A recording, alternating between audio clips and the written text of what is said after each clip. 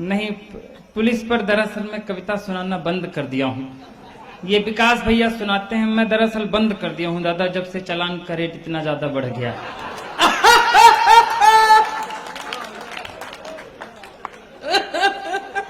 लेकिन मुझे भी देशभक्ति करने का जब भूत सवार था दादा, तो मैं भी एक मन आ गया था मेरे भी कि मैं पुलिस में भर्ती होना चाहता था। तो मैं जबलपुर ग्राउंड पहुंच गया, सामने एसपी साहब खड़े थे, हवलदार साहब खड़े थे, बोले सीना में फीता लगाओ, बताओ देश के लिए क्या कर सकते हो, तभी पुलिस में भर्ती हो पाओगे। साहब एकदम खून उबल रहा था एकदम, मैंने कहा मैं देश के लिए अंतिम सांस तक लड़ सकता हूँ। खुश नहीं हुए, बोले दूसरी बार फीता लगाओ सीने में, बताओ देश के लिए क्या कर सकते हो, तभी पुलिस में भर्ती हो पाओगे। साहब लहू का कतरा कतरा देश के नाम कर सकता हूँ, और क्या करूं, तब भी खुश नहीं हुए। बोले अंतिम मौका दे रहा हूं, ठीक से फीता लगाओ और बताओ देश के लिए क्या कर सकते हो, तभी पुलिस में भर्ती हो पाओगे। हम सीना में फीता लगाए और सांस फुला के बोले दादा भाई हम कह साहब ऐसा है कि हम 1.5 लाख तक दे सकते हैं।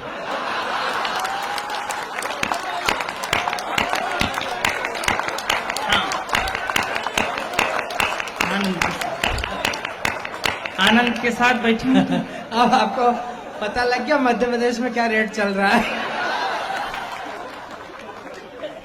रेट वोट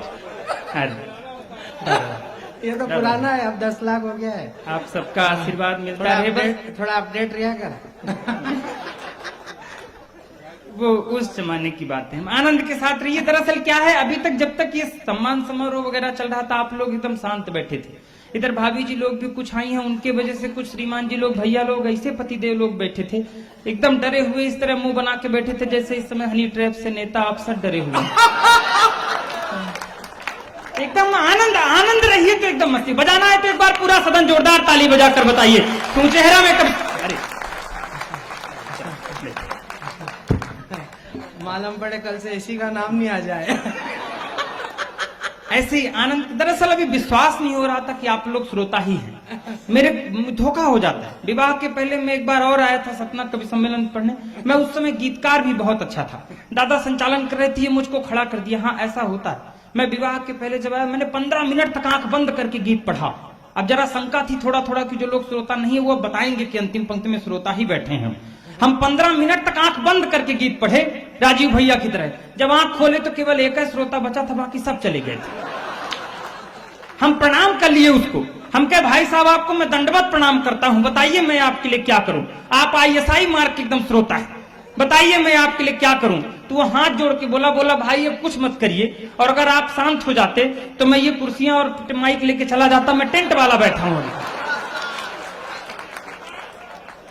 आप शांत हो जाते, एकदम ताली वाली बजाते रहेंगे तो थोड़ा अच्छा लगेगा।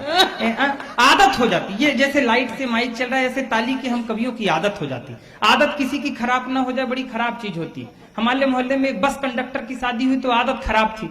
शादी की पहली रात जब अंदर गया तो बीबी से बोला कि थोड़ा और खसको, अभी 2 सवारी की जगह और खाली है।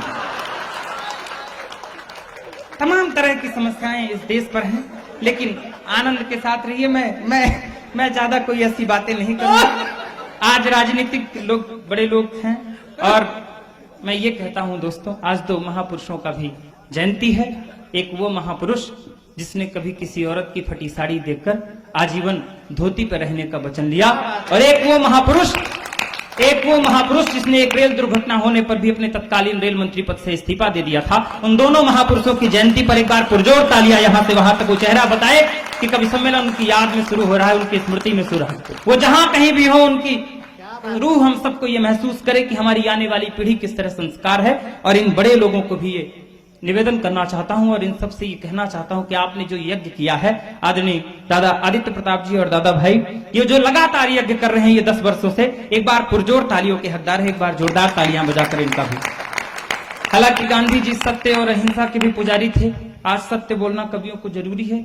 ये बात मुझे इसलिए भी बतानी जरूरी थी क्योंकि रवि भैया ने कहा था कि अगर आयोजक मंडल के लिए इस तरह नहीं बोलोगे तो लिफाफे से 2 नोट खींच ली जाएगी।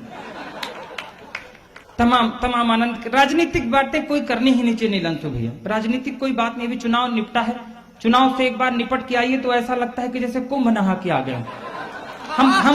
हम 4-5 महीने त्रस्त थे, तरह तरह के लुभावने आते थे। एक नेताजी चुनाव प्रचार करने गांव पहुंचे तो बाहर से खड़े होके बोले, कहीं इस बार हम लोगों को फिर से वोट दीजिए, विकास होगा। इस बार हम लोगों को फिर से वोट दीजिए, विकास होगा। तो अंदर से एक चाची निकल आई, कहीं नेताजी झूठ मत बोलिए, पिछले बार भी आप बोल गए थे कि विकास होगा, लेकिन विकास नहीं हुआ था, पिंकी हुई थी। तमाम तरह के लुभावने अलग अलग। एक नेताजी और शहर में आए तो आते ही बोले, हाँ आते ही बोले, कहीं क्या समस्या है आपके शहर में? हम क्या साहब, कांग्रेस की सरकार आ गई, हमारे यहाँ कोई समस्या नहीं है, सड़क है, पानी है, बिजली है, सब है हमारे यहाँ, केवल शमशान नहीं है हमारे शहर में। कोई मरता है तो बहुत समस्या होती, शमशान नहीं है साहब। नेताजी और खतरनाक थे, कहीं इस बार हम लोगों को वोट दीजिए, एक एक घर में शमशान बना देंगे।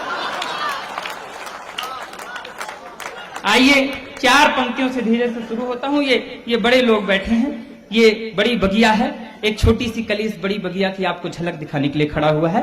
मैं 4 पंक्तियां समर्पित करता हूं धीरे से। अभी पुरुष पीड़ित पर्व एक आने वाला है 15-20 दिन में, एक ताजिया से, कोई भूमिका की आवश्यकता नहीं, मैं निवेदन करता हूं, सुनेगा 4 पंक्तियां। कि इस दौर में श्रीमान पति हो गया बेहाल, इस दौर में श्रीमान पति हो गया बेहाल, घर वाली मूलधन ब्याज मांग रही है, उपहार मांगने की है परम है प्रथा पुरानी यहाँ, उपहार मांगने की है प्रथा पुरानी यहाँ, चूड़ी बिंदिया सिंगार साज मांग रही है, दौर महंगाई वाला इतना है विकराल, बीवी जो कभी न मांगी आज मांग रही है, सोना नहीं चांदी नहीं गहनों के बदले में इस करवा चौथ में प्याज मांग रही।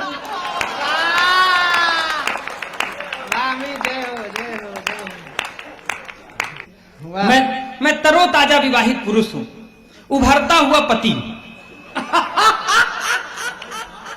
कि मैंने एक शादीशुदा मित्र से ये पूछा, यार तुम ये बताओ दूल्हा घोड़े पे क्यों जाता है?